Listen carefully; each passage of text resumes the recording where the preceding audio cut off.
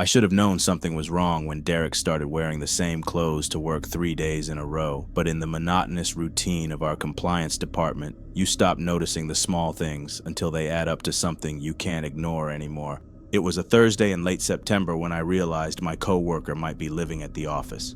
I'd been working at Meridian Financial Services for 8 months, auditing loan applications with Derek Patterson in a windowless third-floor office. Derek had been with the company for 5 years, one of those quiet, efficient guys who knew every regulation inside and out, the kind who never caused problems and always stayed late. The clothes thing started subtly.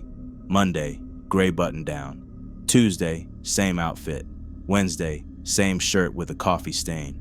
By Thursday, the shirt looked slept in, wrinkled in that specific way fabric gets when bunched up for hours, and there was this smell coming from his cubicle, something stale and lived in. Friday morning, I arrived early and found something that made my blood run cold. Derek was asleep at his desk, but beyond his cubicle, in the break room, he'd set up a living space. Sleeping bag behind the water cooler, duffel bag with clothes spilling out, toiletries lined up by the microwave, camping stove, and a pyramid of ramen cups. My heart hammered from the profound wrongness of discovering someone had been living where you worked. I backed out slowly, sat in my car for 20 minutes, trying to decide whether to call human resources or give Derek a chance to explain. That day was the longest of my life. Derek showed up at 9 looking worse than ever, hair unwashed, that same dirty shirt, hands shaking with his coffee. We went through our morning routine, both pretending everything was normal while this enormous secret sat between us.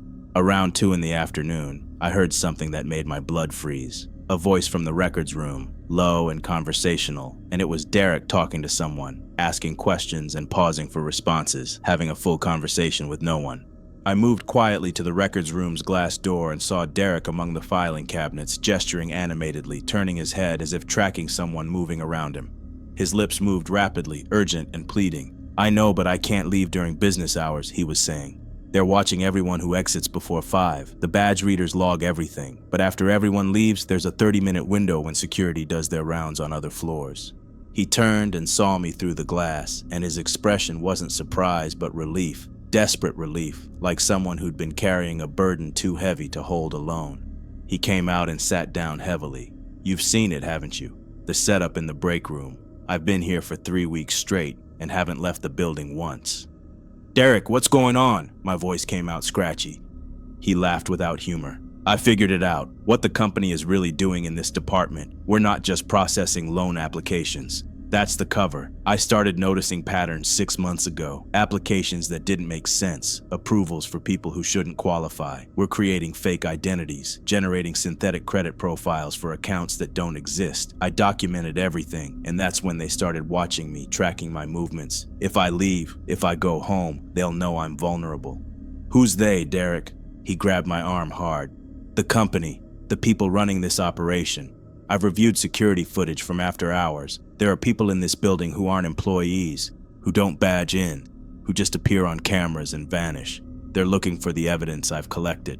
I noticed papers taped around his cubicle, printouts of loan applications and grainy security stills, each marked with red circles and arrows pointing to shadows. "I need to show you," Derek said, moving to his desk with jerky movements.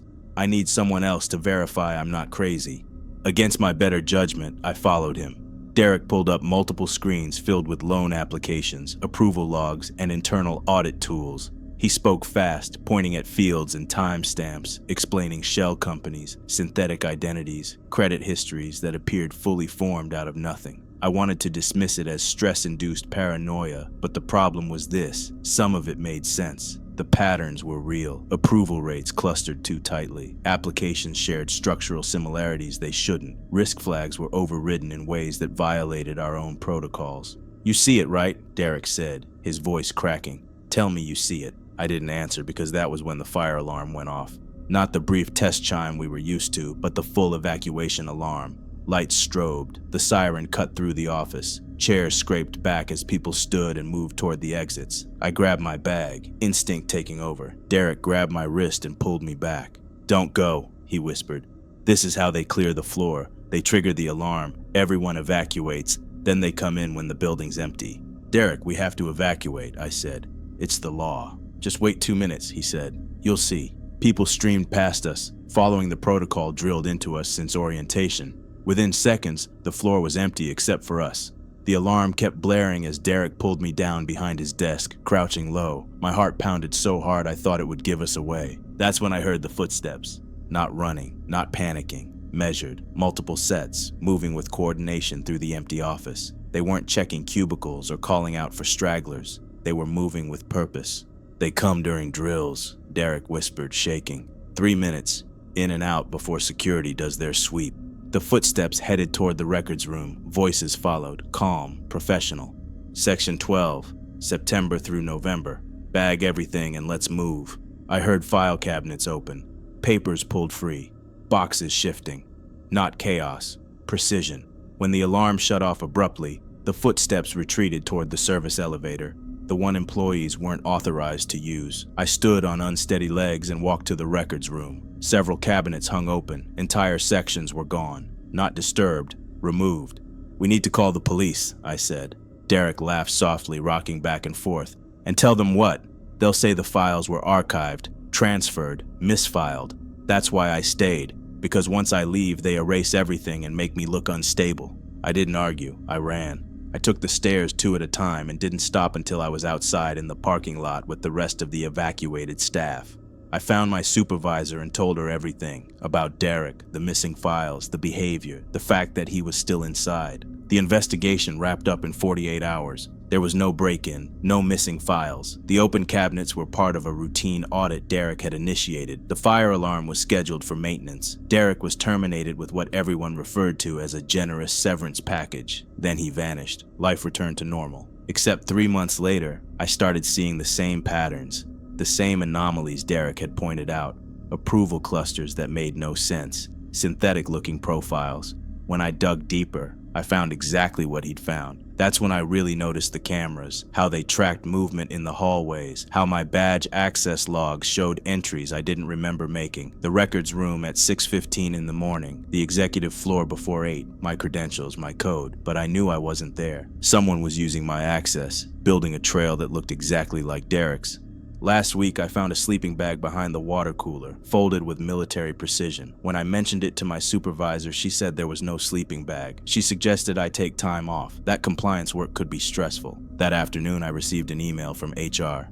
Subject: mandatory wellness check-in. They expressed concern about my behavior, said colleagues had noticed changes. I'd been asking unusual questions about old loan files. I hadn't asked anyone anything. That's when I checked Derek's termination record before I left for the day. There was no severance package, no benefits, fired for cause, escorted out by security.